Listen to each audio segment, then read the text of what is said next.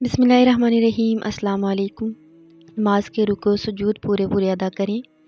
ہر لفظ کو آرام و سکون کے ساتھ ادا کریں۔ اتنا سکون سے نماز پڑھیں کہ آپ کو سکون ملے۔ ذرا سوچیں، وہ ذات ہم جسے ہم کلام ہوتے ہیں، جو دنیا کی ہر چیز کو پیدا کرنے والا ہے، بنانے والا ہے، ہم اس کے حق تو ادا کر ہی نہیں سکتے، ہم اس کے حق تک پہنچ ہی نہیں سکتے۔ ہم گناہ گار لوگ ہیں، لیکن ہم کوشش تو کر سکتے ہیں۔ بس اللہ تعالیٰ کو یہی کوشش چاہیے، وہ یہی کوشش ہماری دیکھتے ہیں۔ ندامت کا ایک آنسو ہماری مغفرت کا باعث بن جاتا ہے۔ وہ کسی نے کیا پوچھا نا کہ رب کی محبت کیسے ملتی ہے؟ میں نے کہا وہ مانگے بنا کبھی مل ہی نہیں سکتی، مانگنا پڑتا ہے۔